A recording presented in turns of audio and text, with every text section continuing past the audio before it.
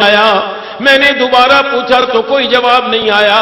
میں نے تیسری مرتبہ پوچھا کہ اگر تم مسلمان ہو اور تمہیں ہمارے نانے کا کلمہ نصیب ہوا ہے، اسی نانے کا واسطہ دے کے میں تمہیں کہتا ہوں، بتاؤ تم کون ہو؟ وہ اور کوئی نہیں تھی، انہوں نے چہرے سے پلو ہٹایا، وہ اما فاطمہ تھیں۔ اور کوئی شاعر اس کو اپنے انداز میں کہتا ہے کہ آپ نے فرمایا، سن اے بیٹے فاطمہ ہوں بنت شاہ مشرقین، کل اسی مقتل میں لیٹے گا میرا پیارا حسین، اس لیے میں جھاڑتی ہوں کربلا کی یہ زمین، ان کے زخموں میں نہ چبھ جائے کوئی کنکر کہیں۔ حضرت امام حسین رضی اللہ عنہ اپنے بیٹے کو سینے سے لگاتے ہیں اور دونوں ایک دوسرے کے ساتھ بغلگیر ہو جاتے ہیں، حتیٰ کہ صبح کا وقت ہو جاتا ہے۔ حضرت علی اکبر رضی اللہ تعالی عنہ یہ اذان دیتے ہیں۔ کون اذان دے رہا ہے؟ ہم شکل مصطفیٰ اذان دے رہا ہے۔ میں پچھلے دنوں یہاں 3-4 دن نہیں رہا، دادا مرشد کی بارگاہ میں کوڑلی شریف گیا، وہاں مغرب کی ایک شخص نے اذان پڑھی، ٹانگ میں اس کو تکلیف ہے بیچارے کو، میری طرح وہ بیٹھ کر یہ نماز پڑھتا ہے، لیکن جب اس نے اذان دی تو میں جھوم گیا۔ میں خود قاری ہوں، اور قاری عام چھوٹے موٹے قاری کو پسند نہیں کرتا، وہ تو دیکھتا ہے کہ کوئی مجھ سے بڑا ہو تو میں اسے پسند کروں، لیکن اس نے ایسی اذان پڑھی کہ میرا دل مو لیا۔ اور یہ تو ایک عام مؤذن ہے، اور جب ہم شکل مصطفیٰ اذان پڑھ رہی ہوگی تو کیا عالم ہوگا؟ اس وقت فرشتے بھی جھوم اٹھے ہوں گے، کیونکہ علی اکبر کو بھی یہ علم تھا کہ میری زندگی کی آخری اذان میں دے رہا ہوں۔ اور آقا حسین نے جب نماز کرائی ہوگی تو اس نماز کا بھی کیا عالم ہوگا؟ انہیں یقین تھا کہ آج ہماری زندگی کی آخری نماز ہے۔ اللہ اکبر۔ اور یہی اہل عشق کیا کرتے ہیں، یہی اہل طریقت کیا کرتے ہیں، یہی اہل شریعت کیا کرتے ہیں۔ اہل طریقت یہ نہیں کرتے کہ کوٹ پر پیتیاں رب نہ گلاں کیتیاں، نہ نیتی نہ قضا کیتی، ایسے نہیں کرتے۔ اہل طریقت و شریعت یہی کرتے ہیں کہ جتنی بھی بڑی مصیبت ہو تو وہ نماز قائم کرتے ہیں۔ میں نہیں کہتا، اللہ کا قرآن کہتا ہے، یا ایھا الذین آمنوا استعینوا بالصبر والصلاۃ، اے ایمان والو صبر اور نماز سے تم مدد چاہو، تو وہ صبر بھی کر رہے تھے اور صبر میں نماز بھی پڑھ رہے تھے۔ تو کیا خیال ہے، ہمیں نماز پڑھنی چاہیے کہ نہیں پڑھنی چاہیے؟ تو ہمیں نماز پڑھنی چاہیے، کیونکہ ہم آقا حسین کے ماننے والے ہیں، اور شہید شہدائے کربلا نے تو اپنی زندگی کی آخری فجر، جس میں انہیں یقین تھا کہ اب ان کی زندگی کے چند لمحے باقی ہیں، انہوں نے پھر بھی نماز کو قائم کیا۔ اللہ تعالیٰ مجھے اور آپ حضرات کو بھی نماز پڑھنے کی توفیق نصیب فرمائے۔ خیر، اب سورج طلوع ہو گیا۔ اب ان لوگوں نے آ کے طرح طرح کی باتیں کی۔ حضرت امام حسین رضی اللہ تعالی عنہ کے دل میں آیا کہ ایسے نہ ہو کل قیامت کے دن یہ کوئی مسئلہ کھڑا کر دیں، یہ کہہ دیں جی ہمیں پتہ نہیں تھا، میں امام حجت تو کر لوں۔ آپ اپنی سواری پہ تشریف لے گئے اور یزیدیوں کے سامنے فرمایا، دیکھو میں کون ہوں، مجھے پہچانو، میں تمہارے نبی کا نواسہ ہوں، مجھے پہچانو میں کون ہوں، میں حسین ہوں، میں علی حیدر کرار کا بیٹا ہوں، تمہارے نبی کا نواسہ ہوں، اور میں وہی حسین ہوں جس کو مصطفیٰ کریم علیہ السلام اپنے کندھوں پہ اٹھایا کرتے تھے، میں وہی حسین ہوں جس کے لیے اما فاطمہ سے آقا علیہ السلام فرمایا کرتے تھے، فاطمہ میرے اس بیٹے کو رونے نہ دینا، جب یہ روتا ہے تو میں مصطفیٰ کو تکلیف ہوتی ہے، میں وہی حسین ہوں جس کے بارے میں نانا جان نے فرمایا تھا، الحسن والحسین سیدا شباب اہل الجنہ، حسن اور حسین میرے دونوں جنتی جوانوں کے سردار ہیں، تم کس کے قتل کرنے جا رہے ہو، تم کس کے خلاف اعلان جنگ کر رہے ہو، مجھے پہچانو، پھر نہ کہنا کہ یا اللہ ہمیں کسی نے بتایا نہیں تھا، میں حسین تمہیں بتا رہا ہوں کہ باز آ جاؤ، میرے خون سے اپنے ہاتھوں کو رنگین مت کرو۔ لیکن ان ظالموں پر ان باتوں کا کوئی اثر نہیں تھا۔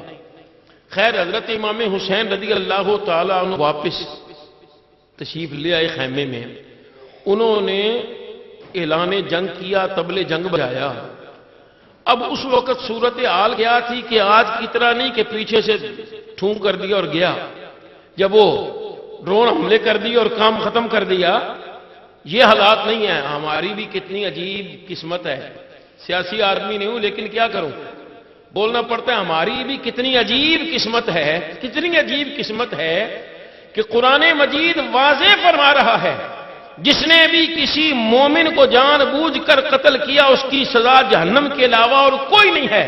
اور وہ لوگ جنہوں نے دھڑا دھڑ خود کچھ حملے کیے آج ہم انہیں شہید کہہ رہے ہیں اور انہیں شہید کہنے میں بڑا فخر محسوس کرتے ہیں، اور یہ تو وہ لوگ ہیں جو اسلام کے نام پر بدنما داغ ہیں۔ اللہ تعالی ہمیں ان لوگوں کے شر سے بچائے، اللہ دہشت گردوں سے بچائے اور ان کی دہشت گردی سے بچائے۔ خیر، حضرت امام حسین رضی اللہ تعالی عنہ، آپ اس وقت صورتحال یہ ہوتی تھی کہ دو بدو مقابلہ ہوتا تھا، ایک جوان ادھر سے نکلتا ایک ادھر سے نکلتا۔ حضرت امام حسین رضی اللہ تعالی عنہ کی اجازت لے کر آپ کے غلام باری باری جاتے، خود شہید ہوتے، دوسروں کو پہلے شہید کرتے، پھر خود بھی شہید ہو جاتے۔ یہ سلسلہ چلتا رہا۔ تھوڑا سا پیچھے لے جانا چاہتا ہوں۔ ایک شخص تھا جس کا نام تھا عبداللہ وہاب کلبی۔ اس کے بارے میں جو کچھ ملتا ہے وہ کچھ یوں ملتا ہے کہ اس کی نئی نئی شادی ہوئی تھی اور ابھی یہ سہاگ رات منا رہا تھا کہ دھڑا دھڑ اس کا دروازہ اس کی والدہ نے پیٹ ڈالا۔ یہ گھبرا کے باہر آیا، اماں کیا بات ہے؟ بیٹا مجھے خبر پہنچی ہے کربلا میں حسین پیارے ظالموں کے گھیرے میں ہیں، میں چاہتی ہوں کہ تو جا اور ان پر جا کے قربان ہو جا۔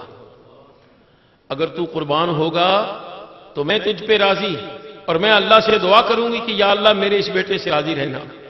حسین راضی، اگر حسین راضی ہیں تو پھر آقا مصطفیٰ بھی راضی ہیں، اور تیرے لیے جنت ہے، تیرے لیے نہیں بلکہ میرے لیے بھی یہ جنت ہے، تو ایسے کر، جا حسین پہ جا کے فدا ہو جا۔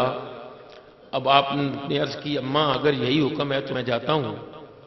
اب پیچھے دلہن کھڑی، نئی نویلی دلہن، اس نے رونا شروع کر دیا، زاروں قطار رونے لگ گئی۔ اس نے کہا دیکھو میں کوئی غلط کام نہیں جا رہا ہوں، میں تو ایک بہت نیک کام کے لیے جا رہا ہوں، میری اماں مجھے دودھ کی دھاریں تب بخشے گی جب میں ان پہ قربان ہو جاؤں گا، تو میرے لیے اس سے بڑی شہادت کیا ہے، تو مجھے جانے دے۔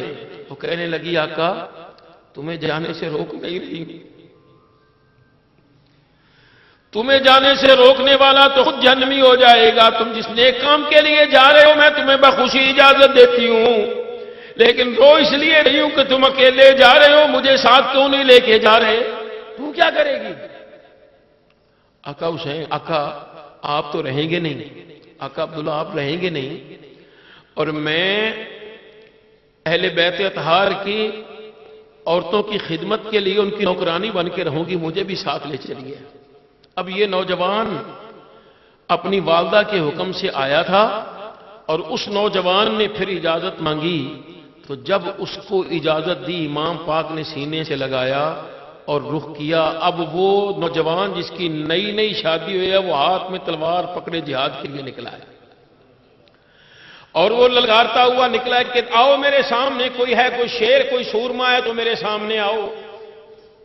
اب اس کا انہوں نے جیسے بھی ہوا مقابلہ کیا، لیکن یہ جام شہادت کی خوشی میں ایسے سرشار تھا کہ ماں کا حکم تھا بیٹا تجھے دودھ کی دھاریں تب بخشوں گی جب تو حسین پیارے پہ قربان ہو جائے گا۔ یہ اکیلے اکیلے لڑنے سے اکتا کر یہ ان کی صفوں میں جا گھسا، اور ان ظالموں نے اس پر یکدم جو تلواریں ماری اس کو کاٹ کے رکھ دیا۔ حضرت سیدنا امام حسین رضی اللہ تعالیٰ عنہ کے جان نثاروں میں ایک اور جان نثار کا اضافہ ہوا، اس جان نثار کا جس نے اپنے خون سے کربلا کی زمین کو رنگین کیا تھا۔ حضرت امام حسین رضی اللہ تعالیٰ عنہ کا ادھر جو آپ نے خطاب فرمایا تھا، اس خطاب کو سن کر ایک شخص جس کا نام تھا حر بن ریاحی، اب اس کے دل میں ایک عجیب سی کیفیت پیدا ہو چکی تھی۔ ادھر یہ معاملہ، ادھر اس کے دل میں عجیب کیفیت ہے، اور وہ سوچ رہا ہے کہ میں کیا کروں، ایک طرف میرے جنت نظر آ رہی ہے، ایک طرف مجھے دولت نظر آ رہی ہے، ایک طرف مجھے حکمرانی نظر آ رہی ہے، دوسری طرف مجھے مصطفیٰ علیہ السلام کی شفاعت نظر آ رہی ہے، میں کیا کروں؟ اب جب آدمی بے چین ہوتا ہے نا، ہوتا ذہنی طور پر بے چین ہے، قلبی طور پہ بے چین ہوتا ہے، لیکن اس کے جسم کو سکون نہیں ہوتا، وہ کبھی ادھر کبھی ادھر، آپ نے بھی دیکھا ہوگا پریشانی میں آدمی چکر لگاتا ہے ایسے۔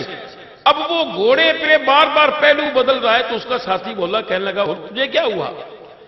میں نے تجھے بڑے بڑے مارکوں میں دیکھا ہے، میں نے تجھے بڑی بڑی جنگوں میں دیکھا ہے، تو نے کبھی ایسے نہیں کیا، تجھے کیا ہوا؟ کہنے لگا میں ششر و پنج میں ہوں، میں کیا کروں؟ ایک طرف مجھے جنت نظر آ رہی ہے تو دوسری طرف مجھے دولت کے انبار نظر آ رہے ہیں، ایک طرف مجھے حکمرانی نظر آ رہی ہے، دوسری طرف مصطفیٰ علیہ السلام کی شفاعت نظر آ رہی ہے۔ آخر یہ باتیں کرتے کرتے اپنی سواری کو ایڑ لگائی اور یہ کہتے ہوئے نکلا، ہو سکے تو جنت میں ہی جانا چاہیے۔ اب یہ ہور وہاں سے نکلا، وہاں سے